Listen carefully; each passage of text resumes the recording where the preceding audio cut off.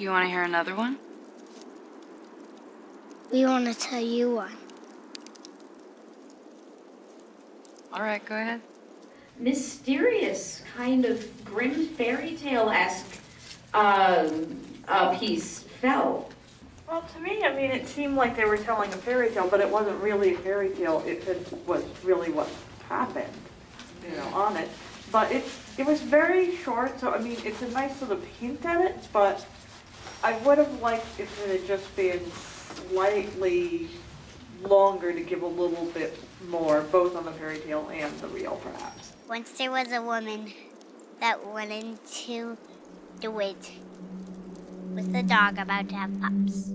Well, maybe she was thinking the puppies were the kids, so she was kind of like mentally unstable and thinking that she was talking to humans, but they were the puppies. Like at the beginning, they release a frog, right? So then they kind of release themselves, and they were talking about the puppies being leashed. So it's kind of like the jar, or like either the puppies left or the kids were like looking for mom, like bye.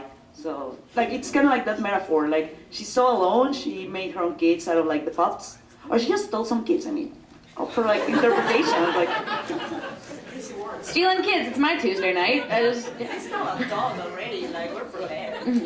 There's a really interesting moment. These children release a frog in the beginning. There's never a moment where like a film has a scene that's just throwing it away in a short film. There was something was supposed to be transmitted to the audience in that scene, but it's up to us to figure out what that means. I thought really that the children were incarnations of animals actually, and then when they disappeared at the end, that they were actually wolves. So that's just how I saw it, and that the woman had imagined that they were children because she said that she was a lonely woman and so forth. I didn't think it was child abduction. I thought it was anthropomorphism.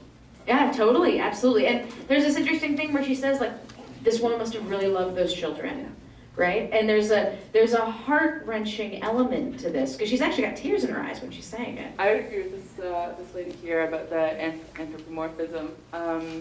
Also, I just thought it was interesting that the scene at the beginning struck me as a bit of a symbol of innocence, and if you love something, let it go, versus the woman at the end, this grown adult is acting so selfishly, keeping these dogs and or later human children that it's like innocence in their eyes, they're so beautiful, tied up.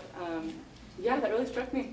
I thought it was a great film. Props to these child actors, too, because they're very young and they have great diction and they really do affect a lot with their voice. So I give them a lot of... Also, anybody else have that haunting feeling when they end with the howling and the children's laughter? Nothing scarier than children's laughter in the middle of the night in the forest.